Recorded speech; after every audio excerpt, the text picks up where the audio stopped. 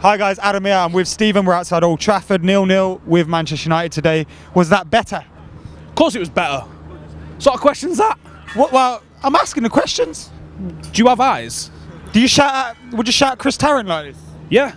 Oh, fair dues. Of course it was better. It was miles better. I don't know why.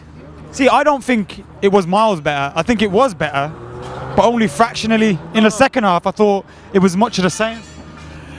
I think what happened is we started off like an absolute rocket, and I don't know how it was 0-0 going into the break. As the half wore on, I was worried that the longer it stayed 0-0, the more it was likely to end 0-0. We had a post, we had a bar. It wasn't our day today for it to go in. Sometimes they go in, sometimes they rattle and roll out for nothing. But we did, the players did everything they could do today. For people to suggest that he's lost the dressing room, there's evidence for it, but not tonight. For people to say they're not playing for him, there's evidence for it, but not tonight. To say that he doesn't send his teams out to attack, there's evidence for it, but not tonight. And I don't think one game should hinge whether he stays or goes. I think the decision on what's happening's already been made, and what will happen whether he stays and whether he goes. I think tonight's result won't affect it either way. I think the fans really wanted the win. I really wanted us to win. That goes without saying, though, right? Yeah, Louis would have wanted to win. Everybody wants to win. Even if there's players at the club that don't like him, and I believe there's several, they're going to want to win for professional pride, I'm sure. But, like, that one game is not going to hinge his career. And I was talking to some of the lads around me during the match, and I was saying, would you take another shit performance with a scrappy win? Is that enough to save his job? Because it shouldn't be.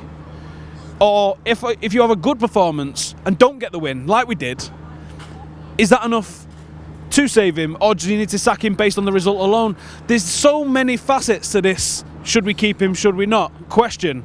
There is no right answer.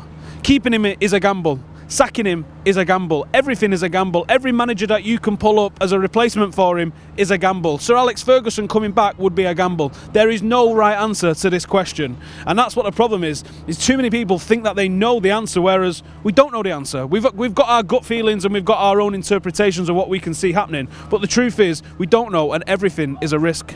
Someone today suggested to me that the problems at Manchester United may be higher or maybe above Louis van Gaal rather than just being Louis van Gaal. Do you think maybe Ed Woodward, who focuses on the commercial side of things a lot, and we don't really have anyone that focuses on the football, do you think that is a case?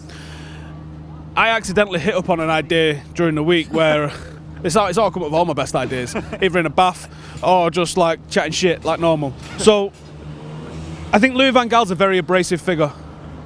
That's evidenced by the fact that he does what he does at the clubs and he eventually gets sacked by pissing the players off, by pissing the press off, by pissing the board off, and everyone ends up pissed off of him. He's clearly not that guy that puts his arm around people.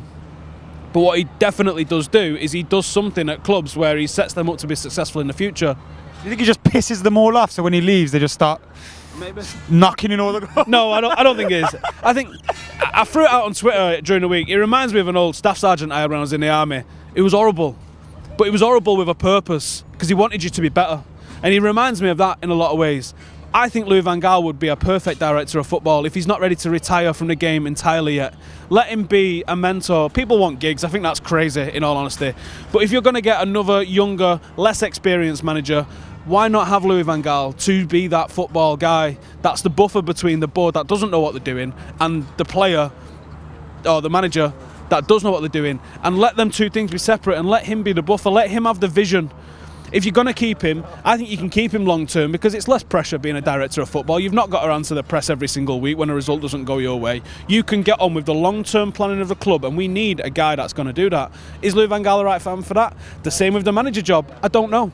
But I would like to see something put in place where someone gets appointed as some sort of director of football. People go, oh, it's not the way to appoint directors of football. You have a coach and you have a guy that picks the cones up and then that's it. But this is a massive institution. There's a lot going on. There's so many press responsibilities. There's so many commercial responsibilities.